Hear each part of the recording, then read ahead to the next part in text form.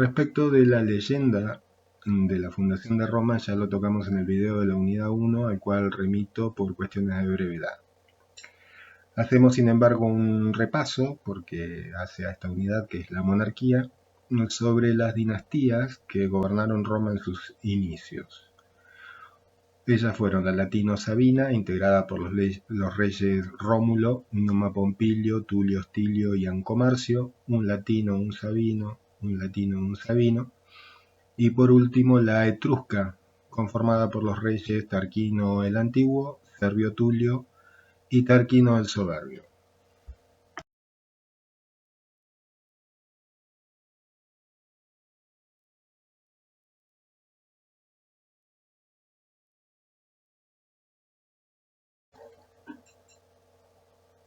Hay dos formas de interpretar a las gens. Para algunos es una organización familiar del estilo clánico que basa su existencia en el haber surgido de un antecesor común, un padre fundador de la ciudad de Roma. Para otros es una organización preestatal que se organiza a lo largo del tiempo a través de un proceso asociativo político militar. Decimos que es preestatal porque existían ya antes de la fundación de Roma. A nivel político eran totalmente soberanas en cuanto a sus relaciones exteriores y en cuanto a su organización interna. En lo económico mantenían una organización de subsistencia, o digamos que producían lo necesario para su autoabastecimiento. Se cree que estas gens se organizaron, se aliaron y de allí surge Roma. Dentro de la gens se encontraba también la clientela, que era un grupo de personas que voluntaria o coactivamente se encontraban sometidas a una relación de vasallaje con el jefe de la gens. A cambio de esa obediencia, le daba a título de precario, esto es un préstamo, una porción de tierra en la cual podían desarrollar su actividad agropastoril. El pater estaba obligado a protegerlos y a defenderlos en juicio, y los clientes estaban obligados a que, si el pater lo requería, debían incluso acompañarlo a la guerra. Las tribus gentilicias se pueden interpretar de dos maneras. Una como una organización étnica y cultural, y la segunda como una organización o distribución administrativa de la población. En cuanto a la organización étnica de las tribus, se distribuían en ramnes, ticies y lúceres. Los ramnes eran latinos descendientes de Rómulo, los ticies o titienses eran sabinos que descendían de Tito Tasio, y los lúceres eran los etruscos y se consideraban descendientes de Lucumón o Tarquino el Antiguo. Como distribución administrativa de la población, los autores encuentran su fundamento en las reformas de Servio Tulio, que veremos más adelante, y que las distribuyó de acuerdo a su domicilio.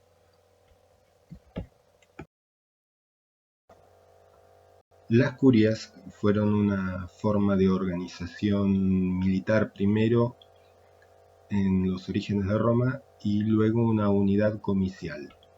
A cada tribu le correspondían 10 curias, por lo que se dice que existían 30.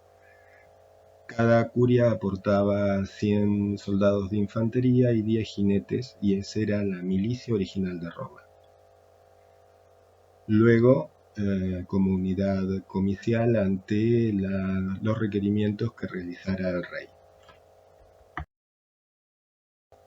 El comicio por curias fue poco a poco reemplazado por el comicio por centurias, que tiene origen en las reformas de Servio Tulio y en la distribución de la sociedad de acuerdo a los ingresos, a lo que los autores llaman timocracia, en la cual las dos clases de mayor poder económico, si se ponían de acuerdo, tomaban las decisiones y no se requería el voto de las clases menos pudientes. La magistratura máxima de este periodo de la monarquía fue precisamente el rey. Y era un poder, un imperio, del cual se suele decir que era originario, unitario, absoluto y soberano. Soberano porque no había nada por encima de la autoridad del rey. Absoluto porque no estaba limitado por absolutamente nada. Originario porque no surgía de, digamos, la voluntad popular. Y unitario porque no respondía a una suma taxativa de poderes, sino que todos los poderes estaban subsumidos en la figura del rey. La palabra rey viene del latín regere, que quiere decir ordenar, mandar. Entre sus características más salientes estaban que era exclusiva, había un solo rey, y era vitalicia. En cuanto a la sucesión, existe dentro de la leyenda que era nombrado por la consulta al colegio sacerdotal de los augures, quienes leían precisamente los augurios y decían quién iba a ser el nuevo rey. Así cuenta la leyenda que Servio Tulio ingresó al comicio y una bandada de palomas se posó sobre sus brazos y los augures entendieron que esa era la marca de los dioses para que se volviera rey. De acuerdo a sus funciones, ocupaba todo lo que hacía, se encargaba de todo lo que hacía la organización interna de la ciudad, comandaba los ejércitos, tenía funciones legislativas y también se encargaba del comando del ejército. En cuanto a las leyes regias, son leyes dictadas por los comicios en la época de los reyes, los comicios curiados, y dos de ellas entran en el ámbito de la leyenda, que son la Lex de Bello Indicendo, que era la ley que habilitaba al rey a declarar la guerra, y la Lex Curiata de Imperio, que era la ley que investía al rey de poder y lo nombraba como tal. En cuanto al Senado, estaba integrado por los patricios, obviamente, y por los patricios más ancianos. En la etapa de la monarquía tuvo una función mayormente de consejo o consultiva. Los comicios eran asambleas populares, de donde viene la palabra populus romano o pueblo romano, donde se reunían los pater familias y que conocemos a través de la historia de Roma tres: los comicios curiados, que son los del origen, los comicios centuriados, que aparecen con las reformas de Servio Tulio, y los comicios tribados.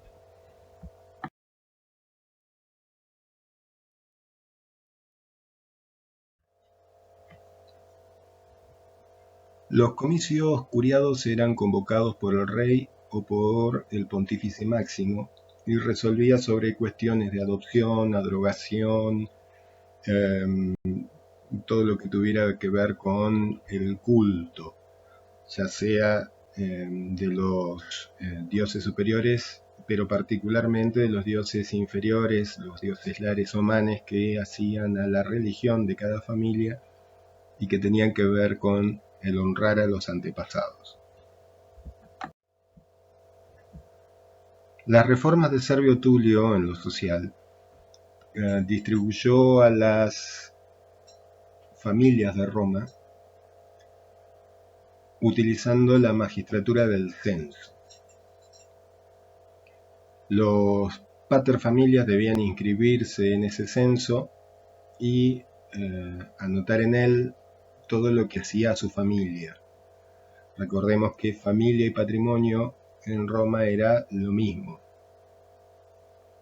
Los distribuyó en clases sociales, distribuido de acuerdo a la cantidad de haces que tenían. De 100.000 a 75.000, era la primera clase, la segunda clase de 75.000 a 50.000, la tercera clase de 50.000 a 25.000 haces, la cuarta de 25.000 a 11.000 haces y por último los que tenían menos de 5.000 haces. A estas clases sociales se les asignaban una cierta cantidad de centurias, que era la unidad de voto. Aparte de esas 5 clases sociales base, había una supraclase, que era de las personas más ricas, que eran los magiter equitum, o equites, que eran los maestros de caballos, para decirlo así. Eran quienes proveían a la caballería, al ejército. Y una infraclase, que era la de los proletari, que tenían como patrimonio únicamente a sus hijos. De estos proletari viene la palabra proletario o proletariado que utilizó Marx en su filosofía económico-política. Respecto a la toma de decisiones, se tomaba por mayoría de centurias y en la distribución, como lo van a ver en sus manuales, la primer clase y la de los equites formaban una mayoría propia, es decir, que al momento de votar, si estaban de acuerdo, de estas dos clases desplazaban a las demás. Eso hace que Di Pietro llame, y Argüello también, llame a esta época la época de la timocracia, que en realidad podría ser una plutocracia, ya que era un gobierno de los ricos.